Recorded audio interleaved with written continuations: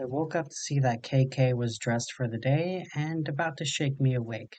But seeing my panicked face, she tilted her head and a concerned voice spoke. Did I scare you? I shook my head and took her hand, and that was offered to me, and got pulled up. Despite her apparent lack of mass under her bandages, she was powerful, and I could feel the strength in her grip. She felt like she could crush steel with her grip. Still, though, as I was pulled up, I shook off the sleep and decided it must have been just a dream. An odd one, for sure, since I don't dream of myself, and I definitely don't dream of golden eyes. Something behind those eyes was like a snake or a dragon that was staring at me. I think I just had a bad dream. Let me get dressed and we can meet the others for breakfast, I said with a weak smile, and KK looked at me before she nodded and turned to the TV, this time watching news about advances across the Great Plains against the Kingdom of Vespucci. I enjoyed history a lot, but I hated current events. I don't get how KK could watch it without getting depressed. I grabbed my clothes and went into the bathroom to change. I had a week's worth of clothes, but we were expected to wash our clothes in a nearby washateria. A week's worth of clothes sounds like a decent amount, but have you ever tried wearing only the same 7 clothing sets for 2 months? Still, though, in the bathroom, I finally had the chance to do what I couldn't do last night. From my toiletry bag, I removed a lotion that smelled strongly lavender and began to gently massage it onto my face. Father at home had a strict budget that he monitored closely, and he would never let me buy lotion for myself. So I learned how to make it myself, with Mother's help, using the lavender in the garden. At Agamemnon's, they didn't send a receipt of what was purchased, thank the gods, but we did have a limited budget each month for personal items, and it just felt better just to make my own. It reminded me of simpler times.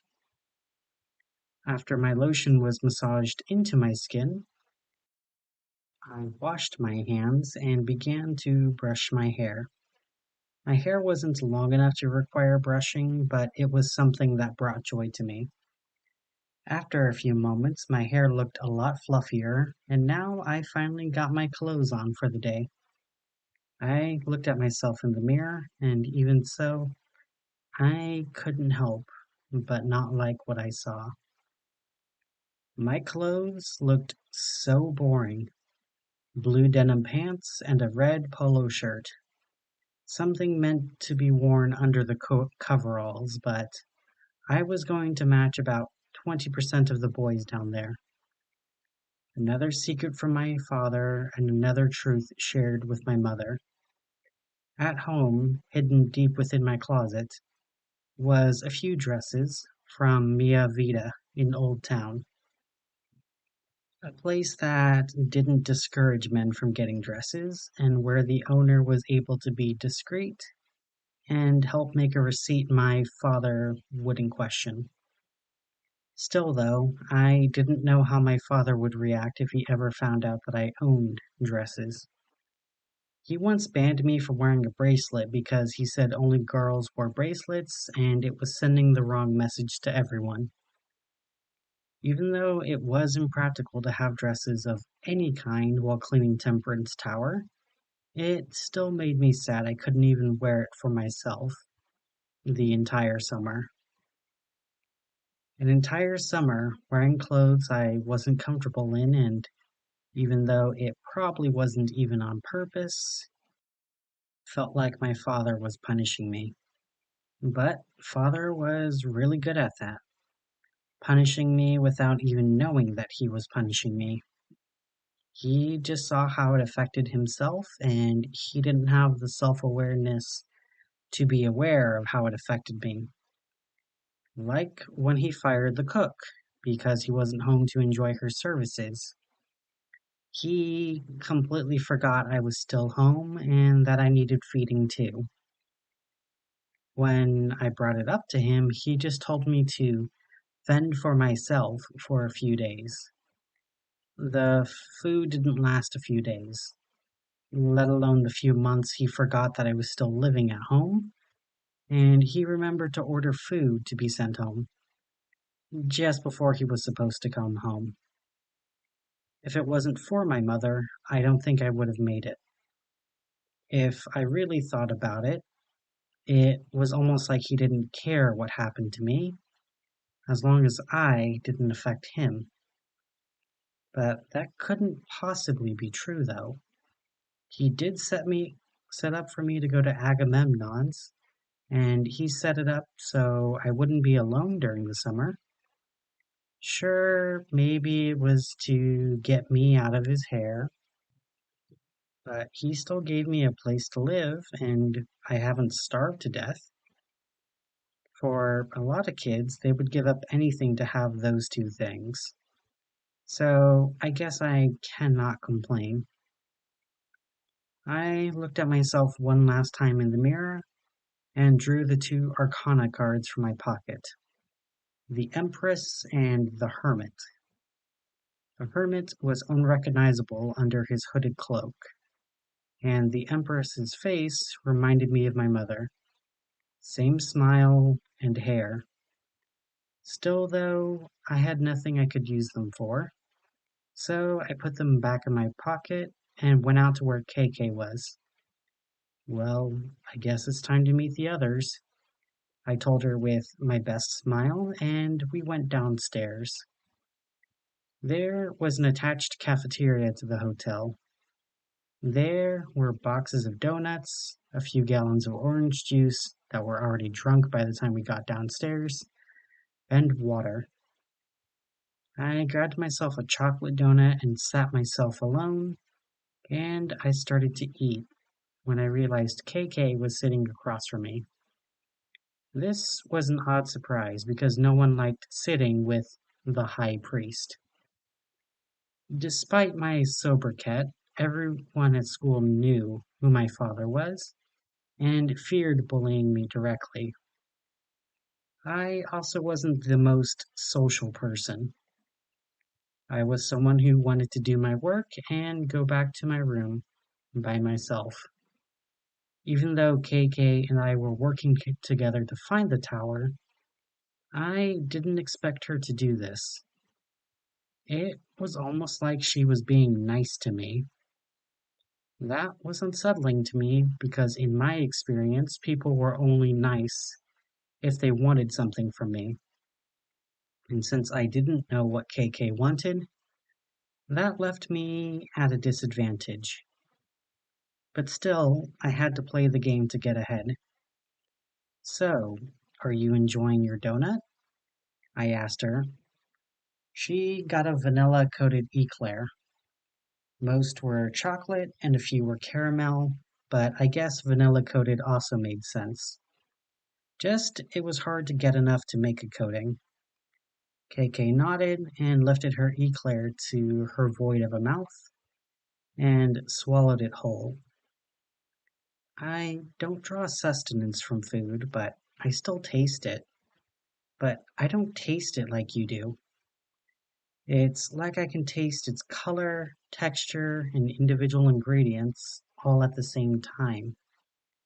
It's a story of how it grew from seeds in soil, strengthened by the sun, and all mixed together, forced to react to each other, before being exposed to heat and then fried to make it this way.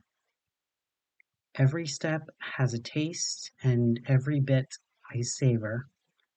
So even without sustenance, it makes every bite quite worth it, KK said, looking past me, and I only nodded. So, what do you think we're going to do today? I asked her, just as Mr. Mad entered the cafeteria. Just like the day before, he was as green as ever, his face still covered with a mask. I don't know when he eats, but I am certain he has to eat. but he just eats separate from his class. Okay, Economica, I am afraid that there has been an unexpected illness with one of the cleaning crew, so a few students will have to be shuffled around. The Killer of Kemet and the High Priest, Mr. Mad said, just as the entire class got out a round of laughter at my sobriquet. I wanted to hide under the table, but I knew trying to hide would just make me look even sillier. You are going to report to Tanya, and you'll be helping her and Troll Lord get into the 13th floor so it can be cleaned, he announced before talking about the other students' new locations. But I felt myself go pale being assigned to be on the same team as Troll Lord. I glanced his way and he had an entire box of donuts that he was eating as he alternated between eating and drinking directly from a jug of orange juice. He towered over 7 feet tall, despite only being 10 years old, like myself, and he was built like a heavy weightlifter. He excelled in physical education, even among the XME, who were usually the same ones that were lifting cars and punching through steel. But you'd think with Troll Lord's indiscreet nature and immense strength, he wouldn't be much of a thinker, except his mind excelled at STEAM challenges. Science, technology, engineering, economics, mathematics. He was the top scorer in all of them, but his true passion was computer science. He planned on becoming a white hat hacker for the Mad Scientists Union when he graduated. But for now, he was just the biggest kid in class who believed that his intelligence put him above us and that he had the strength to hurt just about anyone. The only person I saw who could put him down was KK. I turned my eyes to her and she was as relaxed as ever. Maybe this wouldn't be so bad. If she was calm, she must know that it was going to be all right. Still, though, I wasn't looking forward to dealing with him. He ignored me all year, but I don't think I would be able to stand his personality. When we made it to Temperance Tower, the cleaning crew was asked to focus on the lower floors while the lift was being built. Still, though, I was glad to not have to climb up all those stairs. Tanya was a much quieter woman than Larry was. Her hair was graying, but she was a lot more patient while we put on our coveralls. I don't know how they found one that fit Troll Lord, but they did. And when he put it on, he flexed for us. This was the only one they had in my size, and even then, it's still tight.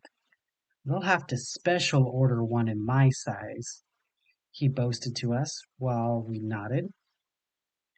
Our toolboxes this time had a lot more cutting tools, and when we climbed the steps, Troll Lord insisted on carrying everything himself. I couldn't help but notice that he kept glancing at the Killer of Kemet. My gods, was he trying to flirt with her? He was in for a rude awakening if he kept it up. KK didn't seem to notice. She was clearly looking for something else. If I was to guess, she was looking for any sign of the tower within Temperance Tower. While we made our way up to the 13th floor, Tanya told us about it.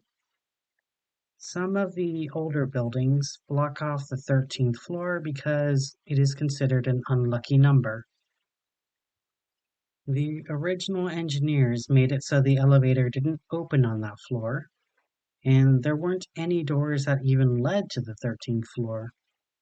When the building was initially condemned, the squatters decided to make their way into it. So, even though it was blocked off with concrete, they somehow broke through it and started to live on the 13th floor. And that is when the odd part happened, Tanya said, and KK asked, "What happened?" They then blocked off the 13th floor again. Don't ask me how they managed it, but they got steel panels and bolted it to the concrete and then welded it to each other and then started to brick it over before they started painting and gluing satanic shark shit all over it. I guess they saw something that spooked them and they wanted to keep it inside, she said with a shrug as we made our way to the 13th floor. Even though I passed it a few times yesterday, I didn't take the chance to look it over. But now I had the chance, and I finally saw how odd it truly was. The other floors had large yellow numbers saying what floor they were. This one didn't. It did have a partially completed brick wall jutting out, and behind it, I could see steel panels, and I could also see that it was welded shut. But this was where it was truly odd. The panels weren't crudely welded shut. They were welded literally seamlessly, and I couldn't tell where one panel ended and the other began. I could see small symbols sprayed all over the steel and paint, or scrawled onto the concrete in front of it in yellow chalk. When Tanya said satanic shark shit, I was expecting a pentagram, maybe a cross of St. Peter, or a sulfur cross, if the graffiti artists were feeling spicy. But these were very different symbols. I saw angelic sigils asking for mercy and protection. I saw the seal of Solomon scrawled in chalk on the ground in front of the door. I even saw the mark of Hastur painted onto the steel. They were trying to keep something inside of the 13th floor, and they weren't doing it in a crude or even desperate way, if that makes sense. I mean, they were desperate in the sense that they were trying a lot of things, but not desperate like they were doing it in a dumb way, you know? Up close, I could see with my flashlight that the bricks all had something carved into it. I read a few of the bricks, and when I recognized what they were, my blood cooled. They were prayers. Every brick had a prayer carved into it, all of them to a different god, but all of them saying the same thing. Please keep it inside. Whatever it was, I wasn't confident about it, but I wasn't going to voice my objections. Tanya didn't know what it meant, and she didn't care, and Troll Lord only cracked his knuckles in preparation for breaking down the brick. I slunk over to KK and whispered, "I have a bad feeling about this place. They wanted to keep something inside, and someone went to a lot of work to keep it inside. Probably something dangerous," I told her, and she whispered back to me, "Yeah, probably. Something like, say, an arcana? If they didn't understand what it was, wouldn't it make sense that they would try to contain it? It would also explain why no one talked about it. Keeping it on a floor no one can access makes sense, right?" she said, and I couldn't help but nod. It did make a certain amount of sense. Keep it out of easy access, and if someone doesn't understand it, they are going to want to contain it, especially if it was drawing dangerous things towards them, something the tower had the power to do. Still, though, as I watched Troll Lord standing on the Seal of Solomon, something in me was screaming danger was beyond that door. Tanya offered Troll Lord a sledgehammer, and he shook his head. "I don't want to break it," he said as he grabbed the bricks, starting on the top, and he pulled. bringing down large parts of the brick wall with ease. Within a few minutes, we had all of the bricks in a large bucket that we slowly lowered to the ground floor with a long rope pulley. Now down to the steel panel. I wasn't sure what I was expecting Troll Lord to do, but instead he turned to KK. "Ladies first," he said, and KK responded with a rude gesture, but she approached the steel panel. Removing her gloves, her bandages unraveled, snaked into the very small crease where the concrete met the steel. After the bandages squeezed between the concrete and steel, I heard a soft crick, which quickly rose to a large crack as I watched the Killer of Kemet pry the steel plate from the concrete, revealing the darkness of the 13th floor behind. The steel plate fell to the floor, and KK bowed at the waist and pointed inside. "The door is open. Enter freely and without fear," she said with a smile in her voice. And both Tanya and Troll Lord entered, while I just stood there in shock. And after a moment, KK finally spoke. "What? What?" "Well, I don't want to get on your bad side," I said as I shined my light into the 13th floor while we entered. I could see bare concrete columns in rows across the floor, but there were no walls and, oddly enough, no trash. The air smelled musty, but there wasn't even dust on the floor. I shined my lights inside and I could see a trail into the darkness from the chalk from outside, but otherwise I would have no way to know where Tanya and Trollord went. Clearly, this floor wasn't built with the intent of ever being accessible. Where the elevator was on the 18th floor, there was only concrete here. The elevator wouldn't be accessible even if they tried. Above us there were no ceiling tiles, no HVAC, no wires, and no lights. Just empty space before it led to the steel and concrete above. The few windows I could see were pasted over with black wax paper that prevented any light from leaking out, but still I could see a bit of light leaking through the seams. "We should try to catch up to them," I said, turning on my headlight and following the chalk trail with KK following with the toolbox. I offered to help, but she waved it off.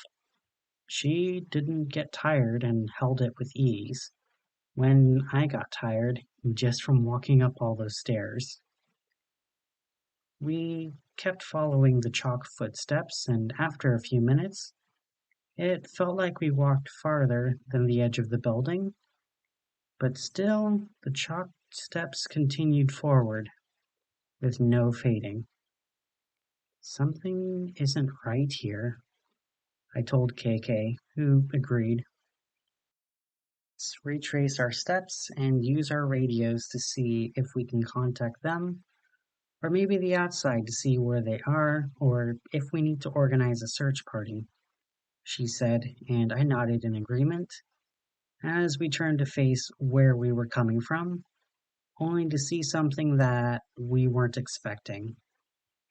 I expected to see a straight trail of 2 tracks in yellow chalk.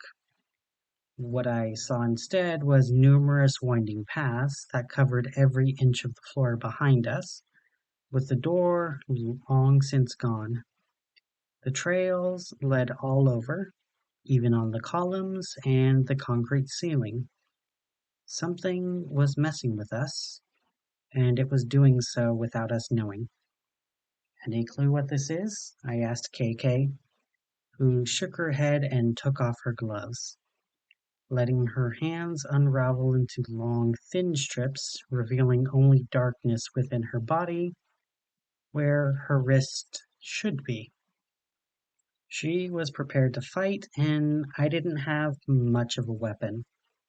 In one hand, I grabbed the spare flashlight I carried, which was heavy, I admit, but I doubt it was much of a weapon against whatever did this.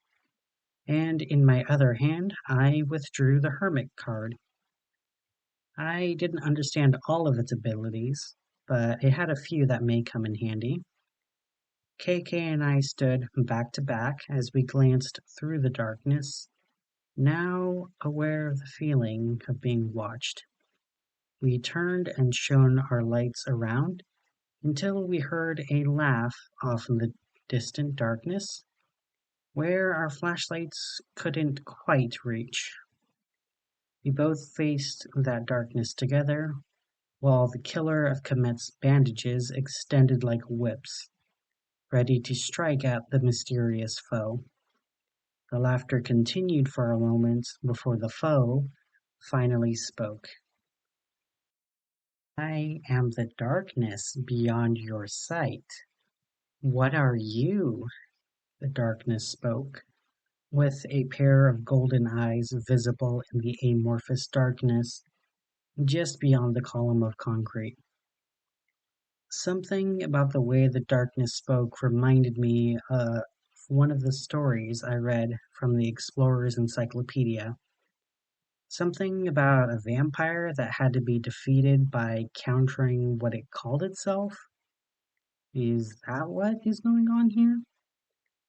Before I had a chance to respond, KK called out to the darkness. I'm your worst nightmare, she called as her bandages struck out into the darkness like venomous snakes, only for them to disappear into the darkness like it was made of smoke. After a moment, they grew taut, like something was pulling on them. I watched as KK braced herself against the cement, only to be pulled into the darkness. Her feet drug grooves through the cement, and even as she was pulled into the darkness, she didn't scream, but she did say one thing, High Priest, as she was pulled into the darkness. It stared at me with its golden eyes, and it focused on me. I am the hungry darkness beyond your vision. I consume friend and foe alike, it said, which only confirmed my suspicion it was playing a similar game to the vampire in the story. If this was the game it was playing, I knew how to respond.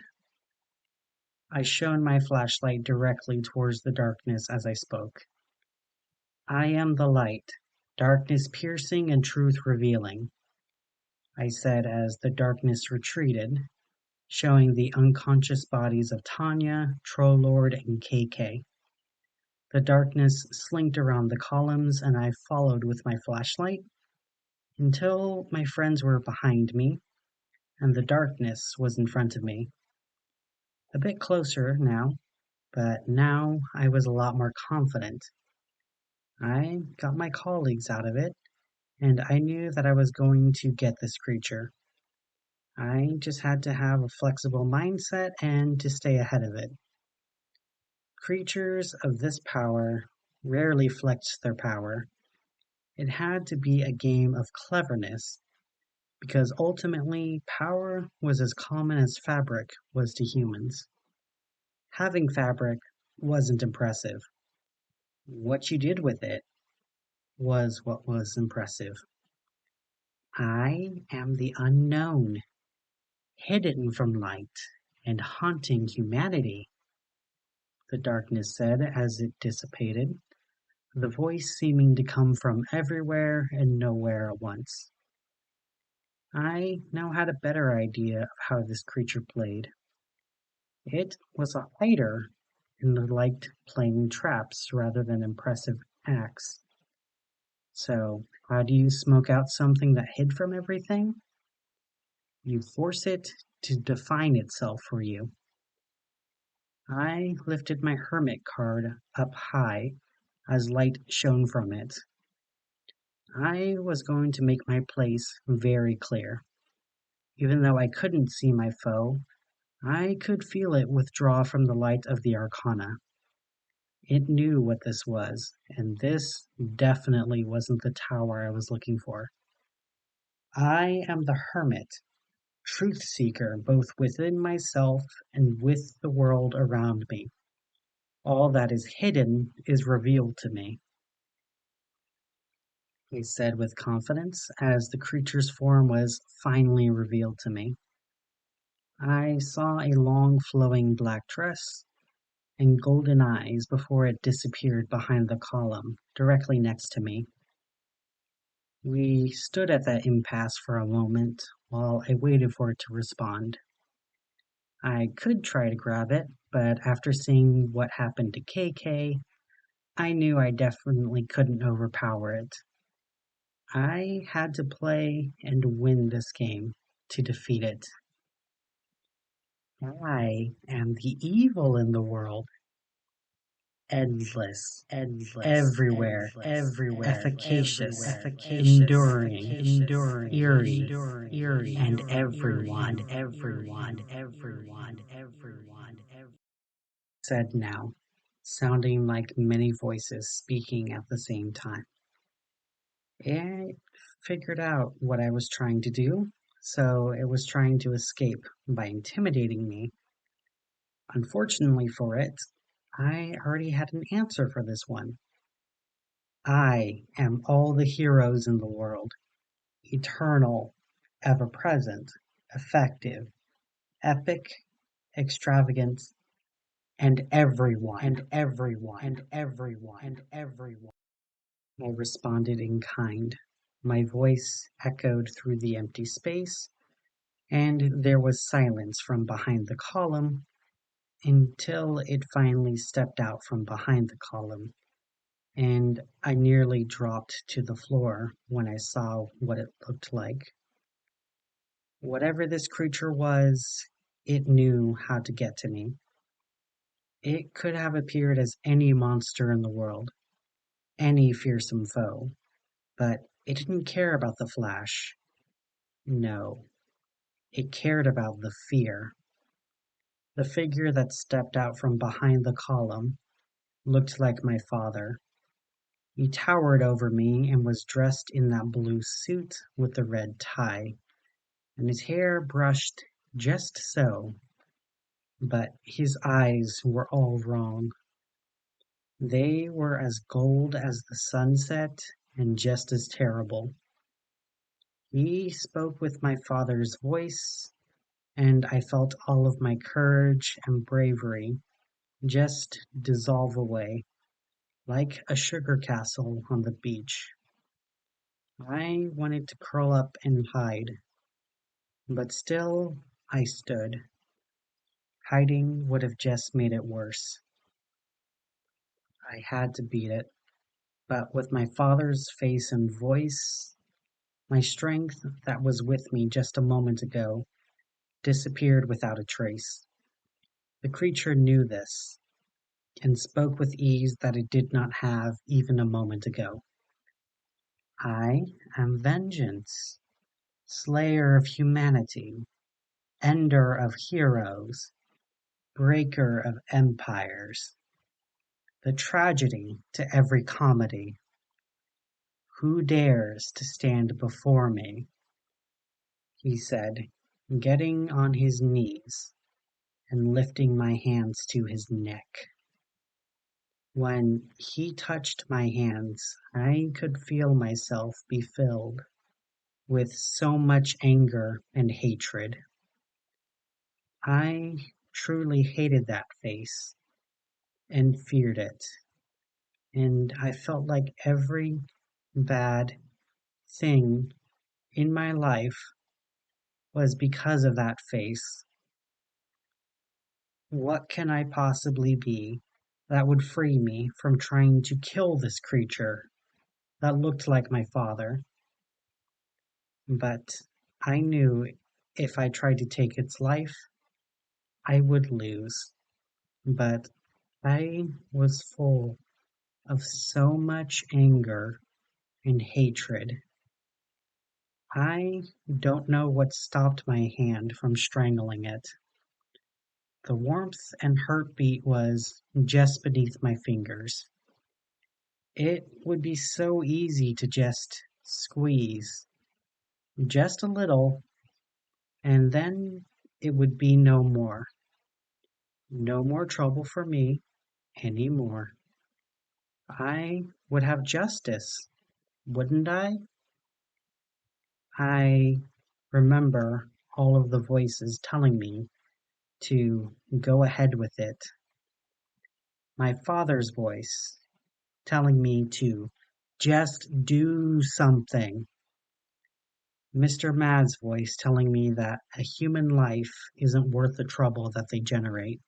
So if they trouble you, just get rid of them. But still, something held my fingers back. If I could only name it, I would be able to move past this. Was it restraint, maybe? No, that wasn't the right word. Showing restraint and revenge merely meant that I was seeking a different type of revenge, even if it was petty instead of lethal. That would still give this creature victory. I watched it smile with my father's smile, and the golden eyes sparkled. It had me, and it was just waiting for me to either say something that would fail or to give in. I had to figure this out. Maybe it was forgiveness? But immediately after thinking that, I saw the face again and I knew it definitely wasn't forgiveness.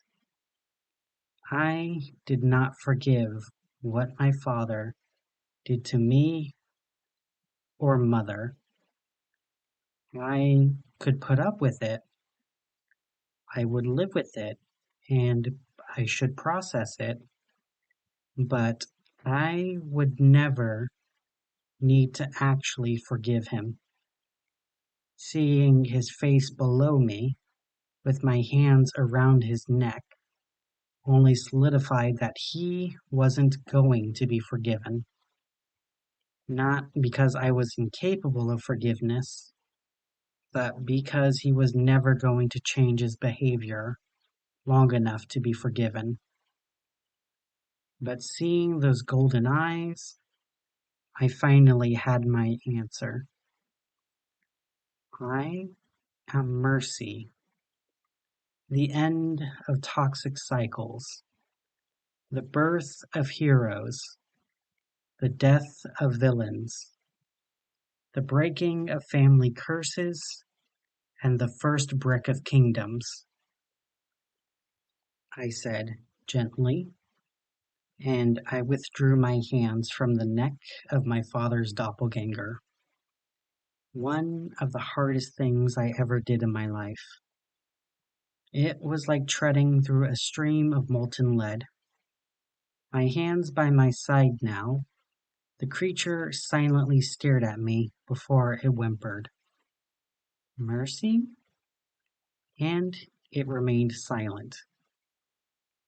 After a minute, I had a bit of my courage back, even though I was looking at my father's face. What kills mercy, monster? Or did I find something that you cannot overcome honestly? I told it. And then the creature stood and whispered to me, I will leave Temperance Tower, High Priest.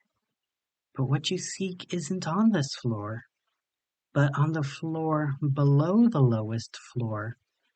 No path, no ramp, no stairway, nor ladder leads there.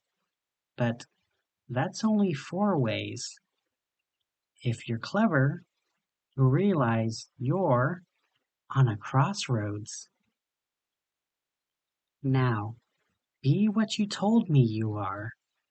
the golden-eyed man said, withdrawing, and when I blinked, I was no longer looking at my father, but myself, with a long, flowing black dress and golden eyes. This creature was the same deal-maker I saw speaking to the tower in my dream. And I left you a gift in your hotel room, one you cannot give back, and one I don't think you'll ever pay forward, the golden-eyed child said, disappearing into the darkness. And when I turned back to my colleagues, I saw they were still passed out, but now we were right next to the door. Well, this is going to be an explanation, I said as I ran to the radio and called down to the ground floor. Mr. Mad, we have a medical emergency on the 13th floor.